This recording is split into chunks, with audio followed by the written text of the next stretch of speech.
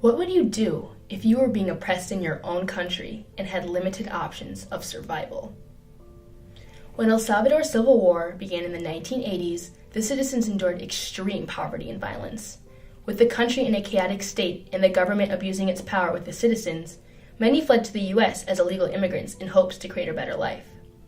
Unfortunately, with them being illegal immigrants, it was not easy to make money legally, which led some to gang formation so that they could help provide for each other. The methods they used in order to make money were extremely violent and horrific, that this group became known as one of the most dangerous gangs in the world, Mara Salvatrucha 13, more frequently known as MS-13, Mara meaning group or gang, Salvatrucha translating to Salvadorian street posse, and M as the 13th letter in the alphabet. The way MS-13 has organized their gang has made it difficult to leave or avoid them, making it hard for police forces to terminate and interfere, which is why they are known as the most notorious gang in the world.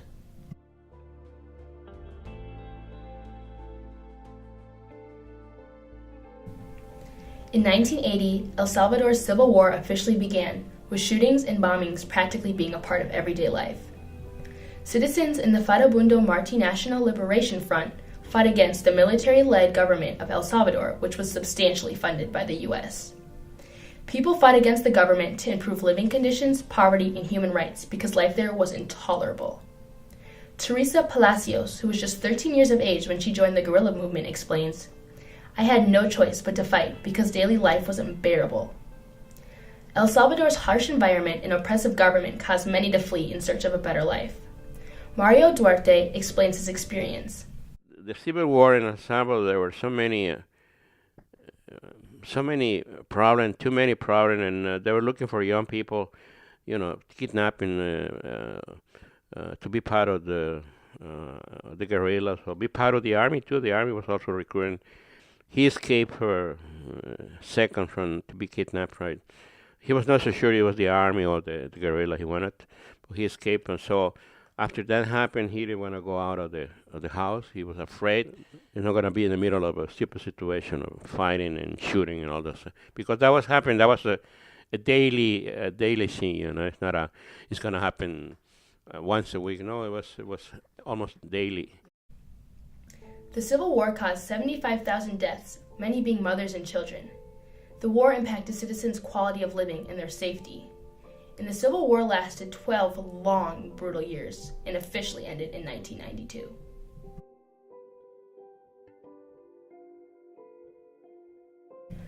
During the Civil War, 500,000 El Salvadorians fled to the U.S. because of this crisis. The majority migrated to Los Angeles, California. Not only were many El Salvadorians traumatized from living unbearable living conditions, but they also had to endure the challenge of learning a new language, culture, and environment of a new country. Many immigrants organized ways to protect each other from their new surroundings and other local established gangs. Some gang members were teenage veterans from the El Salvador Civil War, already hardened by the fighting they had witnessed, causing them to be desensitized from violence. In the beginning stages of MS-13, journalist Hector Avalos described it was more of a social group than criminal group of teenagers who gathered around a shared taste of rock music and marijuana.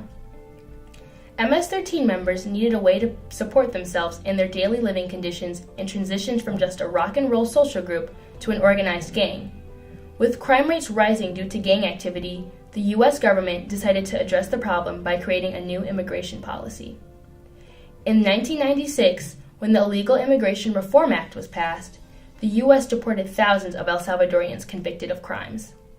With large amounts of MS-13 gang members being sent back to El Salvador, they just went from being in California jails to being released into Central American streets, further strengthening their power. After the Immigration Reform Act, many El Salvadorians were sent back to their country, and even more illegal immigrants were deported back to El Salvador in 2000 to 2004. With many of the gang members being sent back to El Salvador, that is when they increased in numbers and became more powerful. Their international presence expanded to other Central American countries and became even stronger in the U.S. The motto they go by is kill, rape, control. Tactics they used to earn money were through murder, torture, drugs, kidnapping, and intimidation. If people like small business owners in the community refused to pay MS-13, Their business would be destroyed or they would be ruthlessly killed. Even we were surprised to hear this. These cats now, they don't think. The more vicious the crime is, the more they feel good about it. So the more respect in their head that they get. Even myself, I'm scared of it. I walk away from it. But if you ask MS-13, I'm not out. You never get out.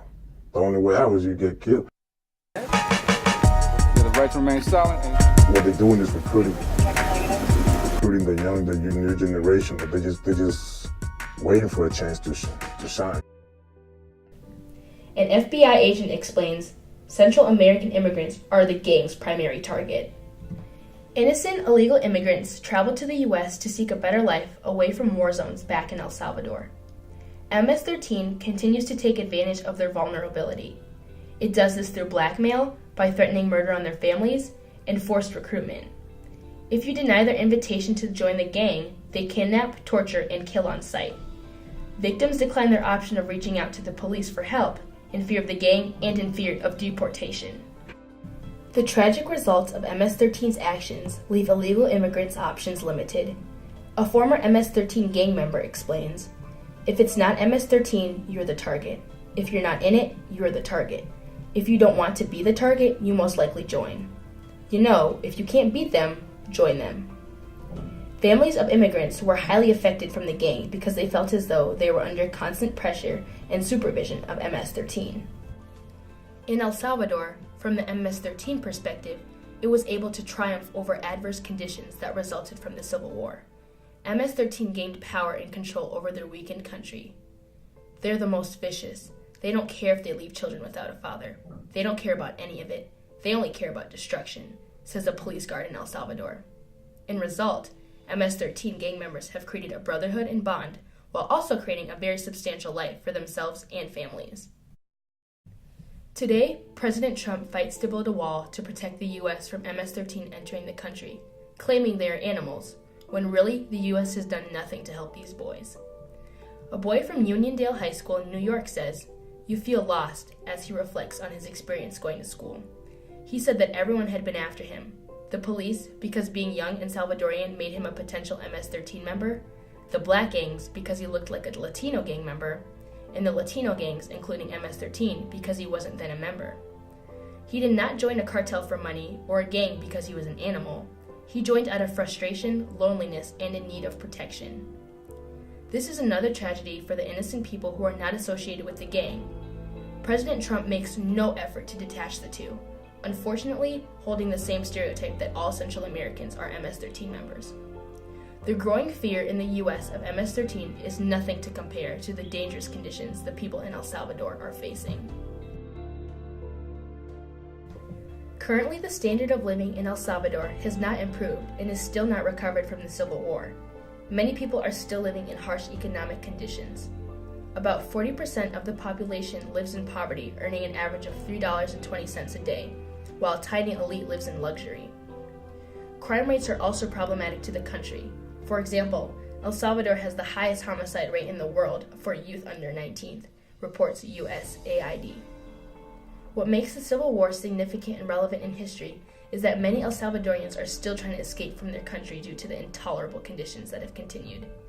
Caravans with El Salvadorian immigrants were taken to the Mexican border in hopes of a more suitable life, but were rejected by the U.S. Innocent immigrants were not allowed the chance to seek safety because the U.S. government has categorized them all as MS-13 members or criminals. Today, desperate immigrants of El Salvador are not given the opportunity to a better life because there's been no improvements in their tragic environment. Instead of the U.S. investing billions of dollars into the wall, what if the money went to improving the conditions in El Salvador and making more options available so that young, vulnerable Central American boys can triumph over being lured into the gang life of MS-13?